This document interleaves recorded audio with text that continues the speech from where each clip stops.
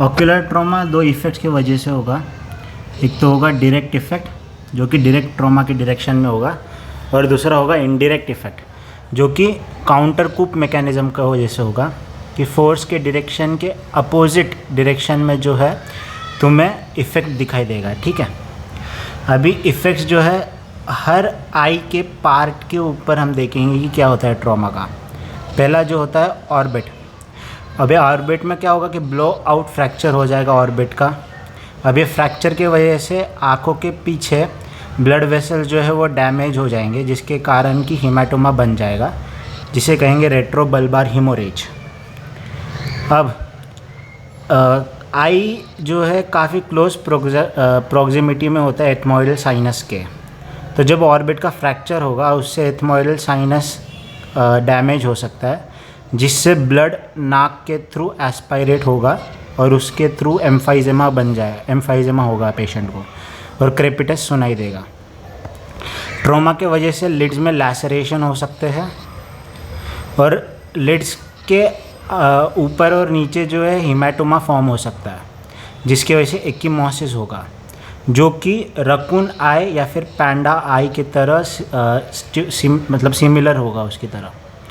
अब छठा जो इफ़ेक्ट होगा वो कंजंक्टाइवल कीमोसिस होगा। मतलब क्या कि कंजंक्टाइवा का इन्फ्लामेशन दिखेगा। सब कंजंक्टाइवल हीमोरेज दिखेगा हमें। तो सब कंजंक्टाइवा में क्या क्या हो रहा है, हीमोरेज दिखेगा, कीमोसिस दिखेगा, रकून आई या फिर पैंडा आई दिखेगा, और लिड का लैसरेशन हो सकता है।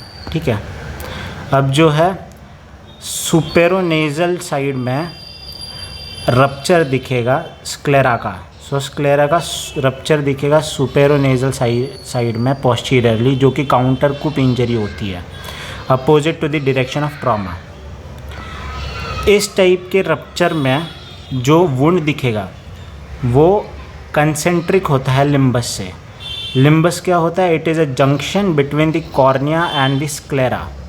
तो इसके अराउंड हमको वुंड दिखेगा, ये लाल जो बनाया है मैंने, concentrically runs with the limbus. अब ट्रॉमा के वजह से हाइफीमा प्रोड्यूस हो सकता है एंटीरियर चेम्बर में, यानी क्या कि खून जो है वो लीक हुआ, हेमोरेज हो सकता है। ठीक है, अब इसके बाद आइरिडोडायलिसिस होगा। आइरिडोडायलिसिस के कारण प्यूपिल जो है डी शेप्ड प्यूपिल दिखाएगा हमको, डी शेप्ड प्यूपिल दिखेगा आइरिडोडायलिसिस के कारण।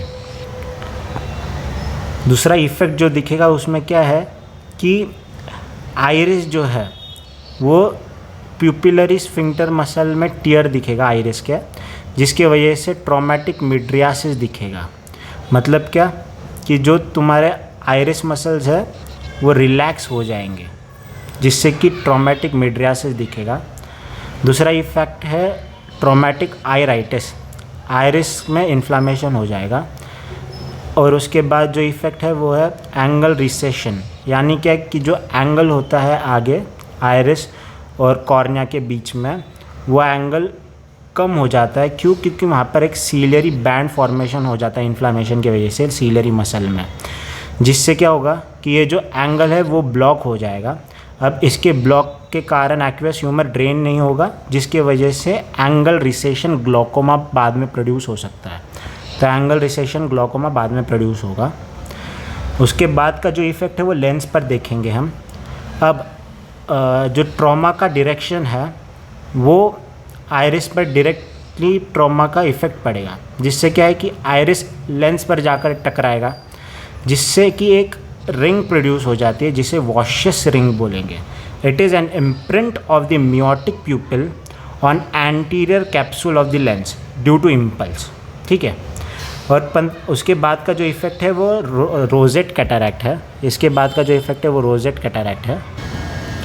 अब रोजेट कैटरैक्ट में क्या होगा कि जो कैप्सूल है लेंस का वो पोस्टीरियर पोल पर कॉमनली टियर हो जाता है, जिससे कि जो एक्वियस ह्यूमर है वो लेंस में इम्बाइब हो जाएगा। तो रोजेट कैटरैक्ट में पोस्टीरियर पोल ऑफ लेंस में टियर आ जाता है, जिससे कि इम्बिबेशन ऑफ एक्वियस अकर होगा। उसके बाद इफ़ेक्ट क्या है कि पोस्टीरियर डिसलोकेशन ऑफ लेंस, तो लेंस का डिसलोकेशन हो जाएगा। उसके बाद के इफ़ेक्ट्स आपने पढ़े होंगे। फिर विट्रस एवल्जन हो सकता है। विट्रस एक सेमी सॉलिड फ्लूइड होता है सो विट्रियस जो है एक जेल लाइक फ्लूइड होता है पीछे पे, तो वहाँ पे एवल्स हो सकता है, कोराइडल रप्चर दिख सकता है हमें, कमोशियो रेटाइने मिलेगा। यानी क्या कि मैक्यूला जो है, मैक्यूला पर ईडिमा प्रोड्यूस हो जाता है जिसे बर्लिन्स ईडिमा कहेंगे। और फोविया जो कि मैक्यूला के अंदर एक स्पॉट होता है, वहाँ पर चेरी रेड स्पॉट्स दिखाई देंगे। तो कमोशियो रेटाइना, हमें रेटाइना पे इफेक्ट्स दिखेगा ट्रॉमा का, जिसमें कि मैक्यूला पर ईडिमा बन जाएगा जिसे बर्लिन्स ईडिमा कहेंगे। और जो फोविया होता है मैक्यूला के बीच में, वहाँ पर चेरी रेड स्पॉट्स दिखाई देंगे। अब ट्रॉमेटिक मैक्यूलर होल भी प्रोड्यूस हो सकता है। तो रेटाइना में टियर हो सकता है, कहाँ पर? मैक्यूला पर। रेटाइनल टियर पेरिफेरी में दिखाई दे सकता है। ऑप्टिक नर्व जो है वो खींची जा सकती है, ऑप्टिक नर्व एवल्जन दिखेगा। टर्सन सिंड्रोम दिख सकता है। टर्सन सिंड्रोम से यानी क्या कि अलग अलग साइट्स पर हिमोरेज दिखेंगे, जैसे कि इंट्रासेरिब्रल हिमोरेज, सब एरेक्नोइड हिमोरेज और इंट्राक्रेनल हिमोरेज। सो इंट्राक्रेनल हिमोरेज, सब एरेक्नोइड हिमोरेज और इंट्रासेरिब्रल हिमोरेज दिखेंगे। ये अलग अलग साइट्स पर जो हिमोरेज दिखते हैं इसे कहते हैं टर्सन सिंड्रोम। अलग इफेक्ट होगा ट्रॉमेटिक का, वो होगा इंट्राऑक्यूलर इफेक्ट, विट्रस हिमोरेज दिखेगा और इंट्रा रेटाइनल हिमोरेज भी दिखेगा। तो इंट्रा रेटाइनल, इंट्राऑक्यूलर और विट्रस हिमोरेज दिखाई दे सकता है। ट्रैबेक्युलर मेशवर्क में ईडिमा प्रोड्यूस होगा। अब इसके वजह से क्या होगा कि ट्रैबेक्युलर मेशवर्क ब्लॉक हो सकता है, जिससे कि इंट्राऑक्यूलर प्रेशर राइज हो जाएगा, जिससे कि सेकेंडरी ग्लॉकोमा प्रोड्यूस होगा, जिसे घोस्ट ग्लॉकोमा भी कहेंगे। सो ट्रैबेक्युलर मेशवर्क में ईडिमा प्रोड्यूस होता है, जिससे कि आईओपी, इंट्राऑक्यूलर प्रेशर इंक्रीज हो जाएगा, जिससे सेकेंडरी ग्लॉकोमा और घोस्ट ग्लॉकोमा प्रोड्यूस हो जाएगा। उसके बाद का जो ट्रॉमा का इफेक्ट है वो है पश्चर्स रेटाइनोपैथी। पश्चर्स रेटाइनोपैथी में क्या होता है कि ब्लंट ट्रॉमा जो है वो चेस्ट और हेड को प्रोड्यूस होगा। ब्लंट ट्रॉमा चेस्ट और हेड को प्रोड्यूस होगा, जिससे कि एम्बोलाई डिसलॉज हो जाएगा और रेटाइना के माइक्रोवैस्कुलर स्ट्रक्चर्स में इस्चेमिया प्रोड्यूस करेगा, जिससे कि हमें रेटाइना में अलग अलग इफेक्ट्स दिखाई देंगे, जैसे कि huge cotton woolly spots near the optic disc. तो पश्चर सिंड्रोम में, पश्चर्स रेटाइनोपैथी में क्या हो रहा है कि ब्लंट ट्रॉमा हो रहा है हेड और चेस्ट को, जिससे कि एक एम्बोलाई बन के डिसलॉज हो जा रहा है, जो कि रेटाइना के माइक्रोवैस्कुलर स्ट्रक्चर में पहुंच जाता है और वहाँ पर वैस्कुलर इस्चेमिया प्रोड्यूस करेगा, जिससे कि ह्यूज कॉटन वुली स्पॉट्स दिखाई देंगे ऑप्टिक डिस्क के करीब।